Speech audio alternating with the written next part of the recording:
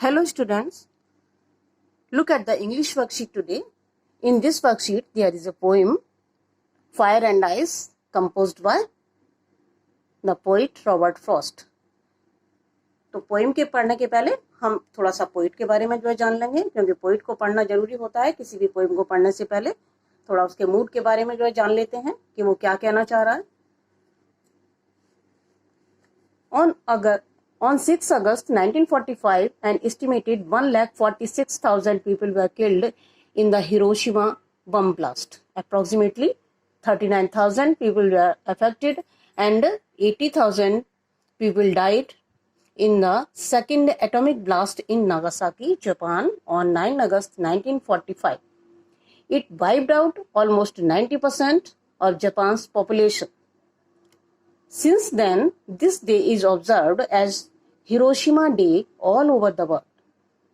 Wars cause a lot of destruction and may even cause the world to end if we do not stop destructive activities. A similar idea is reflected in the poem Fire and Ice by Robert Frost. It shows a deep concern. Deep concern इस poem में दिखाई गई है poet के द्वारा। तो deep concern किसके बारे में? ये जो हमने संसार में नफरत फैला रखी है, बुरी भावनाएं फैला रखी हैं, लालच है लोगों में, ग्रीड है, वायलेंस है, तो ये सब भावनाएं अगर हम इसी तरह से डेवलप करते रहे तो एक दिन दुनिया का अंत हो जाएगा। While you read the poem given below, notice how the poet uses words like and, fire, perish. कुछ वर्ड्स हैं जो यहाँ पोएम में सजेस्ट किए गए हैं कि हम उन पर ध्यान दें। नेक्स्ट आगे चलते हैं, अब पोएम देखते हैं पहले हम। तो here is the poem Fire and Ice. Some say the world will end in fire, some say in ice. From what I have tasted of desire, I hold with those who favor fire. हाँ, poet क्या कहता है कि कुछ लोग कहते हैं कि दुनिया का अंत बुराइयों से होगा, कुछ लोग कहते हैं कि दुनिया का अंत अच्छाइयों से होगा। आइस यहाँ पर रिप्रेजेंट करती है अच्छी भावनाओं को और फायर यहाँ पर रिप्रेजेंट करता है हमारी जो इल भावनाएं होती हैं, हमारी जो इल इमोशंस होते हैं, जो हम दूसरे के प्रति जो है घृणा, नफरत, हेट, ग्रीड, वायलेंस, इस तरह की भावनाएं जो रखते हैं और हम डेवलप कर रहे हैं धीरे धीरे उनके प्रति। तो पोइट कहता है I hold with those who favour fire. वो कहता है कि जब मैं उनके साथ में हूं जो लोग ये कहते हैं कि दुनिया का अंत जो है वो फायर से होगा। आगे देखते हैं questions.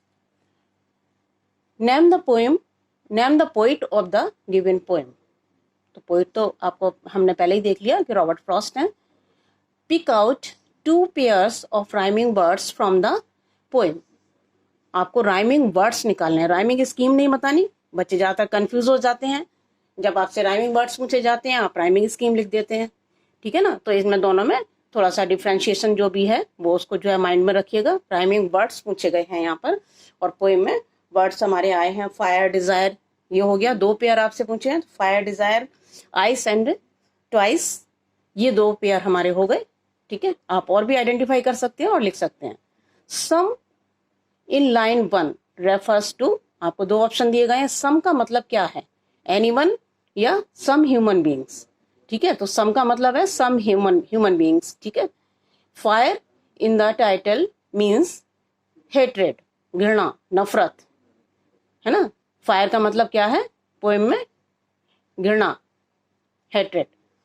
Who is I in line 4? आई किसके लिए आया है? तो आई पोइट के लिए आया है। पोइट अपनी पोएम कंपोज कर रहा है तो उसने अपने लिए आई का इस्तेमाल किया है। In favour fire the poetic device used is. हाँ, पोएटिक डिवाइस क्या होता है? जब हम पोएम पढ़ते हैं तो उसमें तमाम सारे इस तरह से, जैसे हिंदी में आप पढ़ते हैं, हिंदी में आपको उसमें अलंकार देखने के लिए मिलते हैं, उसी तरह से इंग्लिश में फिगर्स ऑफ स्पीच होते हैं और तमाम सारी इसी तरह की डिवाइसेस होती हैं जिनसे हमारी पोएम जो है वो खूबसूरत बनती है। तो एलिट्रेशन का मतलब क्या होता है? जब कोई कॉन्सोनेंट वर्ड बार बार रिपीट किया जाता है किसी लाइन में, तो वहां पर एलिट्रेशन होता है। तो यहाँ पर फीवर और फाइस में एलिट्रेशन होगा। The word Paris means ruin या destruction. The word suffice means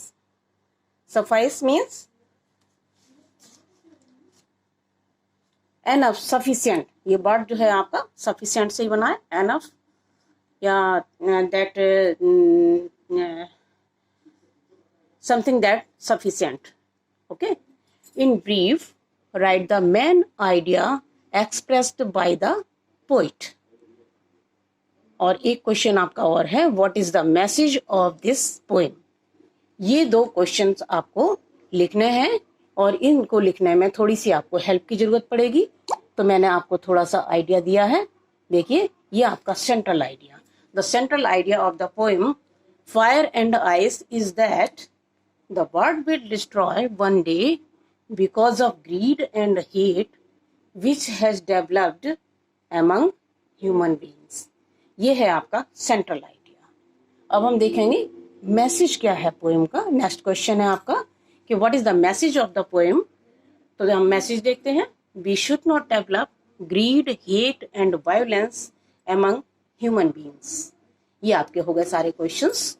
आप कंप्लीट कर लीजिए। बड़ी खूबसूरत पोएम है, आप इसको काम करते हुए एंजॉय कीजिए। Thank you.